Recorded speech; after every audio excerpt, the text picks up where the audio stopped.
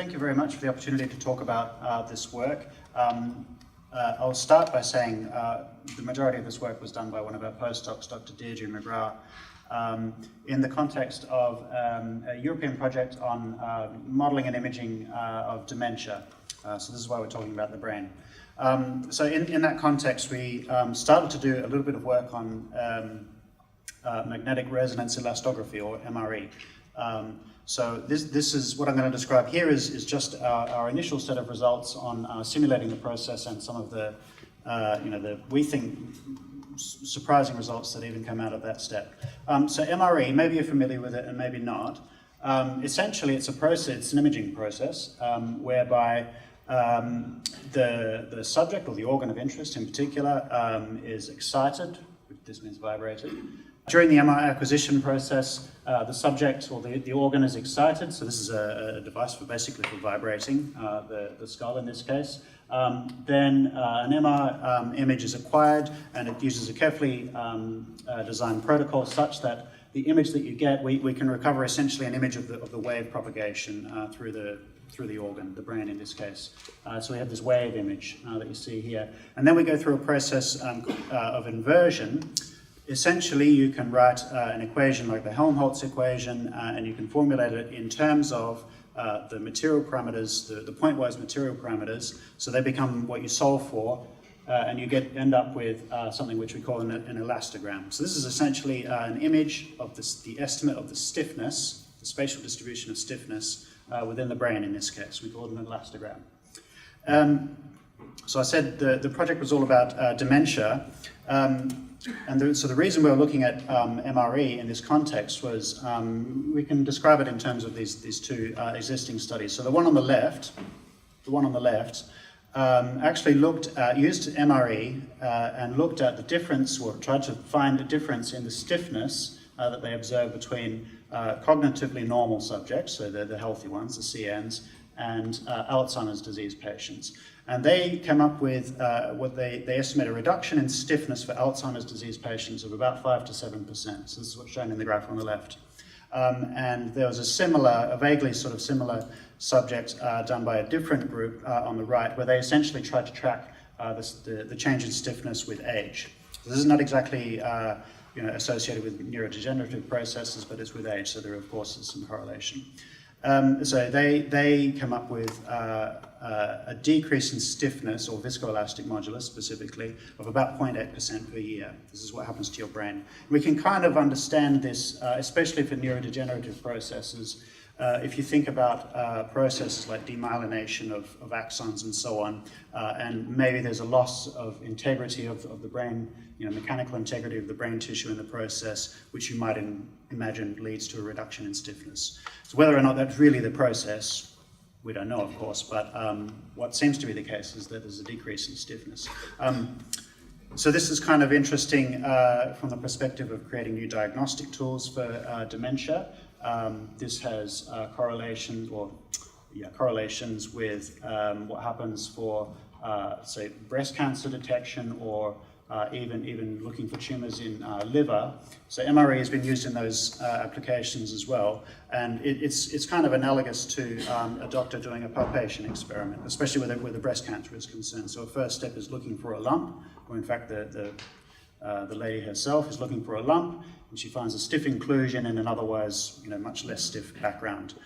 So it's easy to understand how something like MRE could be useful in that context. You're looking for stiffer or less stiff regions in an otherwise uniform background.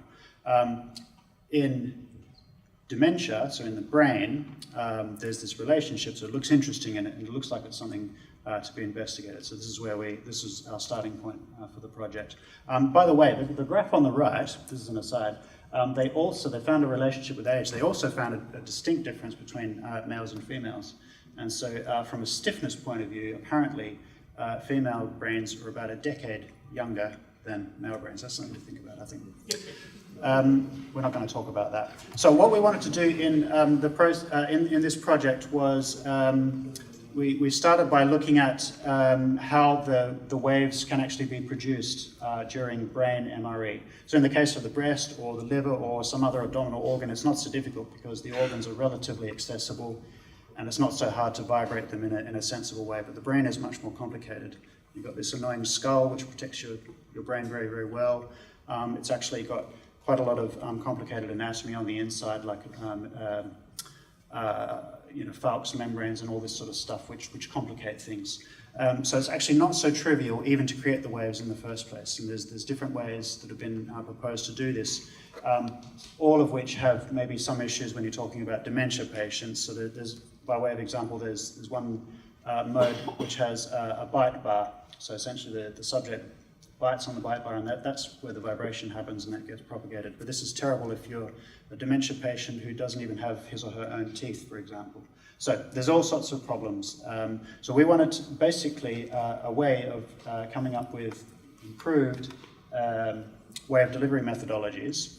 So we thought, well, wouldn't it be nice to have some sort of design, simulation-based design tool to get there? So this is where we started looking at the process of simulating the MRE acquisition in the first place.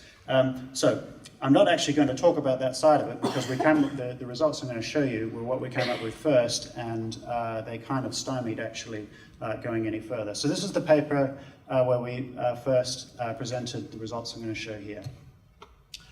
So we want to be able to simulate the MRE acquisition process. So we come up with a finite element model of the brain, which looks like this in axial cross-section. You can see here, basically all the green part is what we label as brain material. We don't differentiate between grey and white matter and stuff to begin with, at least. It's just brain material. We have also CSF, cerebrospinal fluid, in the ventricles here and surrounding the outside. You can just see, this is the Falx membranes here, and there's also the tentorium, similar membranes around the cerebellum. And we excite this model by vibrating essentially this layer of nodes in red here around the boundary. So there's a whole conversation we can have about how waves really do propagate from a microphone essentially attached to your head into your brain through all the layers of meninges and so on. Actually, we've written another paper which talks about this, but just so we could get on, initially we just assumed that by some means the waves do propagate and they reach the brain, and we just start by stimulating the brain in this simulation. So we do a steady state harmonic analysis, which gives us a synthetic wave image. Okay, so this gives us an image of the wave patterns for a given frequency, and it looks like this, by example. Then we do the same inversion process that we would do in a normal MRE system. So we essentially apply a finite difference grid. This is a virtual image, if you like. So the resolution, of course, is much better, much finer than this. We use a 3mm cell size because this is essentially what's used for real MRE processes. So that allows us to do the inversion process, and we end up with an elastogram, which looks like this on the right. Well, I talked already briefly about the loading. So the amplitude applied on the nodes, on this layer of nodes, is about 30 microns, which is comparable to what happens in reality. We use 5 different frequencies, which are these ones here. In brain MRE, we usually use frequencies up to about 100 hertz for various practical reasons. So we used a sweep of frequencies, which look like this.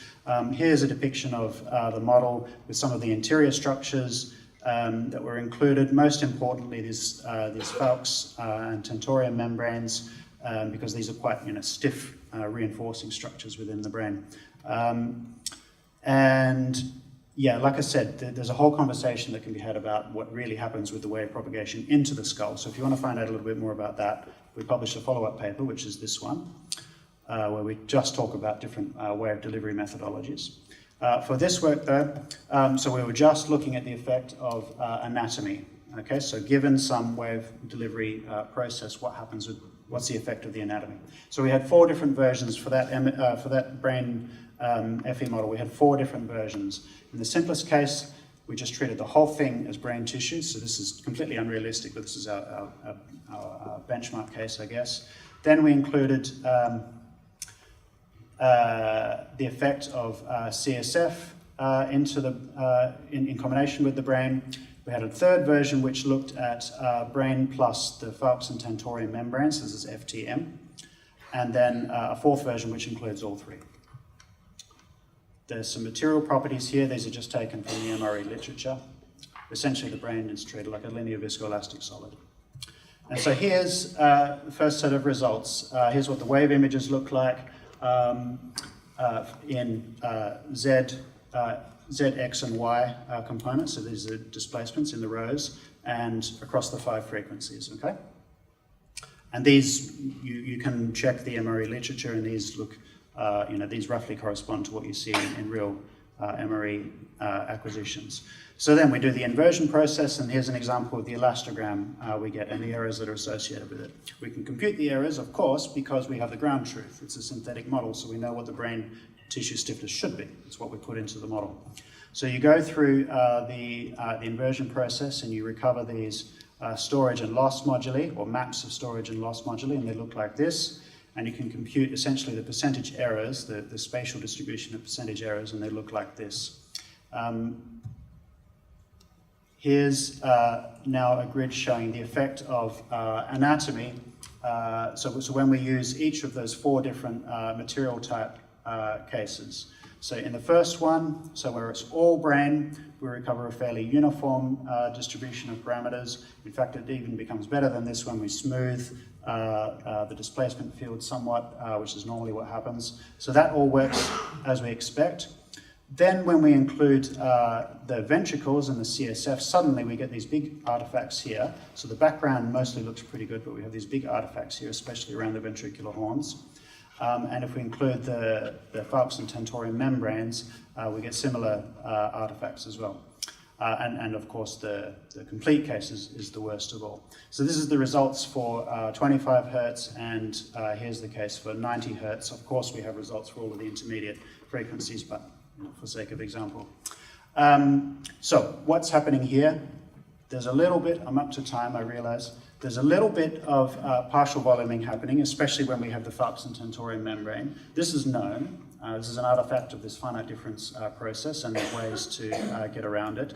But there's something else. There's these strange artifacts that are happening here, and we think this is to do with some complex interference patterns that are produced, which, as a result of the input waves and the reflections and so on. My goodness, I'm getting a hurry on, aren't I? So you do this and you average the results over, we did it for 5 different brains, you average it over all frequencies and all brains in all cases, and what you end up with is errors on the order of about 10 to 20%.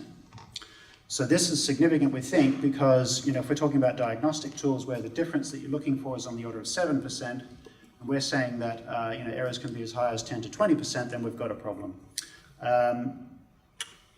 So as I said, to finish, there are slightly better versions of the inversion algorithms which can get around the partial volume effect and that sort of thing. But even when you account for all of that stuff, you're still left with these interference-related errors, which lead to the errors that you see here. So this is all. Thanks again to Deirdre for actually doing the work, and for European Commission for funding it.